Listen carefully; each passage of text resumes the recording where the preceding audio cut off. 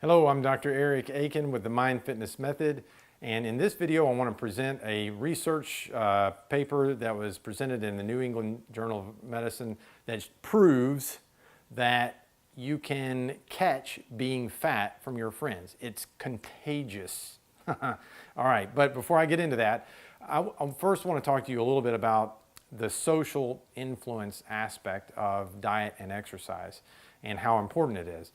So by doing that, I want to start off with a scenario. I want you to put yourself in this scenario. It's Friday night. You've gone out to decompress with three of your friends. You decide to go to Chili's. You sit down, you're talking, you're having a drink, and the waiter comes up and it's time to order. Your first friend orders the ultimate bacon burger, stacked high with fries on the side. Second friend orders a chicken bacon quesadilla with mashed potatoes and cheddar cheese on top. And the third friend orders the honey chipotle ribs and with fries again on the side. They're already talking about how they plan to get into some molten lava cake at the end of it. What are you going to order at this point? How are you feeling about what your friends just ordered? How is your judgment about what you should order for yourself being affected by what they just ordered? Now, many of us are very biased just listening to this, and we'll tell ourselves, oh, no problem. I could order whatever I wanted to. If I wanted to order something healthy, I could do that in this scenario, no problem. But you'd be surprised at how often in this situation that you don't. Even if you have full confidence right this moment that you could do it and be a good girl or a good boy, your risks are extraordinarily high. So now, let me tell you a phrase that I've heard before, which is it's popular.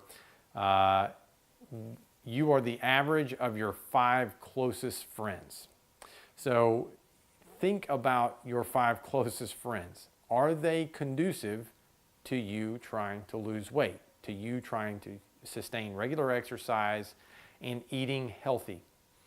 In fact, it would behoove you to write on a piece of paper the names of your 5 closest friends, the people that you spend the most time with, and rate them on a 1 to 10 about how good are they about regular exercise, how good is their attitude about regular exercise, how good are they about self-regulation with eating or sticking to a diet, and how good is their attitude toward dieting, and what is their self-efficacy like. Now, self-efficacy is a concept I presented in other videos. It's extraordinarily important you understand what self-efficacy is, because it is the key. Self-efficacy is your confidence in your ability to organize and execute behaviors that are critical to getting a specific outcome. So it's sort of a scientific term, a psychological term that was coined probably over 40 years ago, and it's been researched for 40 years, and we have found that it is extraordinarily powerful. The higher that your confidence is in your ability to do the behaviors necessary to get an outcome, a given outcome, the more likely you are to stick with your efforts. And when hard times come, when the going gets tough, you're less likely to give up. You're more likely to think strategically to get around whatever obstacles come your way. You're more likely to have less stress about trying to get to your goal. And it's just really an extraordinarily important concept, self-efficacy. Look and read about it some on your own. But are your friends lowering or raising your self-efficacy about your goals of losing weight and maintaining that weight loss? It's an extraordinarily important thing for you to think about. Now, I want to talk to you about this study. It was presented in the New England Journal of Medicine, one of the most prestigious medical journals that I know of, in 2007. The author was, the main author, I believe, was Nicholas Christakis, I think a Harvard graduate. And what they did in the study was they analyzed 12,000 people, over 12,000 people, over the course of, I think it was from 1971 to 2003, they followed these people, and they would check in with them about every 2 or 3 years, and they were following certain parameters. And what they found is that if you have a friend who becomes overweight since you've known them, then your risk goes up of becoming overweight by about 57%. And even if a friend of a friend becomes overweight, someone that you know about but don't know really directly, it's a friend of a friend, if they become overweight, you still have a 20% increase risk of becoming overweight. It blows my mind every time I think about it. This was so strong, your friends were even more of an influence than your relatives, your siblings, brothers or sisters. If you have a sister or a brother that becomes overweight, then your risk only goes up 40%, but it's 57% for your friends. So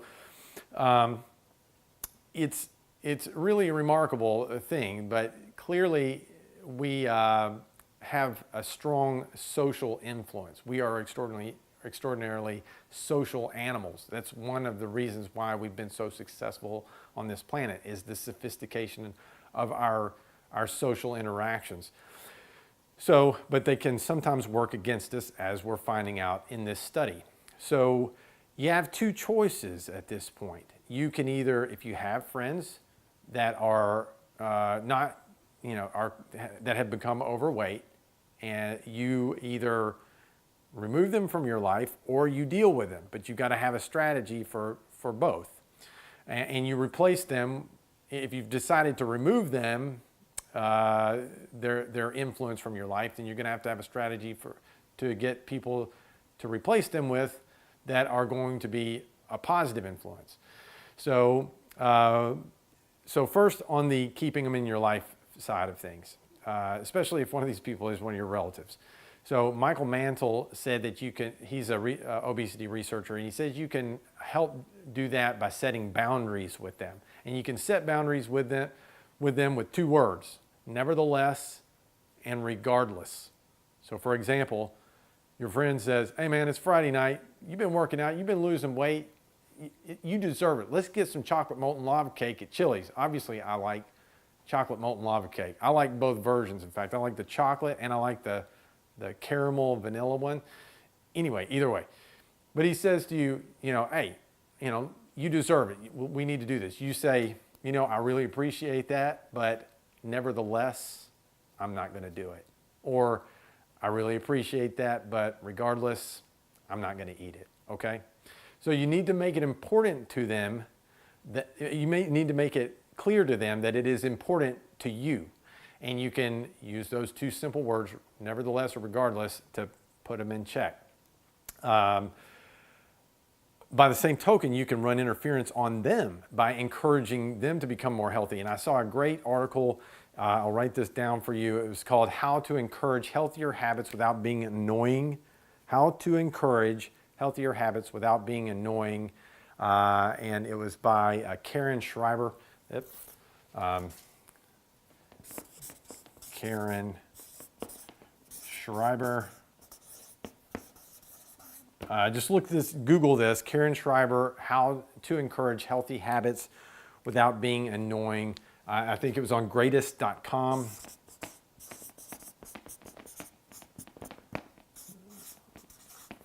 And I thought it was a very good set of tips on how to do this.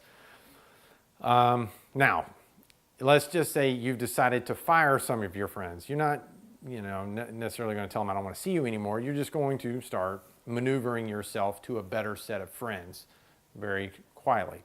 So there's a number of ways to do this. You can also Google this, but from the list of things that I saw out there that I thought were good ideas, obviously there are fitness groups on Facebook, tons of them. Get in those groups. Find people that are local to you through those groups, or make connections that are not so local. Either way, virtual or online or in real life, they are, your influences. Another way to do it is, there's another online outlet besides Facebook is called Nerd Fitness. This may I saw all ages represented on Nerd Fitness. It sounds like something that'd be for mostly millennials and younger people, but there were actually people older than me on this. And so it's a really cool twist on health, but I think that they are doing something very good there, Nerd Fitness. So just check that out. Another thing out there is fitness events. Go to 5K runs. When you're running and slaving away with a group of people like that on the road, a bond forms. And so I remember the last 5K that I ran, I met a lady, and I won't mention her name just in case she doesn't want to be mentioned and things like this, but she had actually a little bit of a limp, and she was probably about 20 years older than I was, and I was doing everything that I could to keep up with this woman. And I was thinking, man, look at me, and this was a while back too. I don't run a lot of 5Ks, but this was probably 7 or 8 years ago. And I was thinking, man, I'm in my 30s at the time, and I'm barely able to keep up with this lady. And she's got a limp and everything. She's at least 20 years older than I am. And I was like running as hard as I could to get up with her. I was like, before this 5K is over, I am going to run. I'm going to smoke this lady. My competitive side was coming out, but at the end of it, it was like we were both kind of huffing and puffing, and then we kind of got to talking at the end of it, since we crossed the line, and she ended up being a good acquaintance. So for sure, you can find friends at 5K events. Another thing that I discovered online in researching for this talk was fitness expos. And I didn't really know about fitness expos at all. And I started looking at, some of the websites that, showcase these expos, and they look really cool. There's a lot of cool equipment that is sold there, and all kinds of nutritional supplements and clothing, everything. It was amazing. And so it looks awesome, and there's tons of people there. And so this would be probably an excellent place to go to find fitness-minded people that are local to you. Obviously, a real simple, easy one is the gym. You can meet people at the gym. I mean, and if you're kind of shy, you don't want to talk to people, hire a trainer for a few sessions. Trainers, you normally know a lot of people there. Also, if you're shy, just meet the most extroverted person that you can find at the gym. They are your ticket to meeting everybody else. So extroverted people are easy to meet because they'll talk to anybody. All you got to do is make a half a second eye contact with them, and they're probably going to come to you. But that's it. So any way that you can, though, if you've decided that some people are clearly a bad influence on you and they've become overweight since you've known them, recognize your risk for you becoming overweight is 57%, and maybe you've already become overweight. So you're going to have to remove that influence. You're going to have to control it some way or another. Either put boundaries between, show them the boundaries, or fire them and replace them with somebody new. I mean, life's too short to hang around with bad influences. And your health is really, the most important thing to you enjoying your life. So I hope that you found this talk helpful. Again, my name is Dr. Eric Aiken. This is the Mind Fitness Method, a channel that is dedicated to teaching you mindsets, perspectives, tips, and tricks so that you can learn to lose weight and maintain regular exercise and stick with a diet forever. Remember, it is your brain that maintains the change.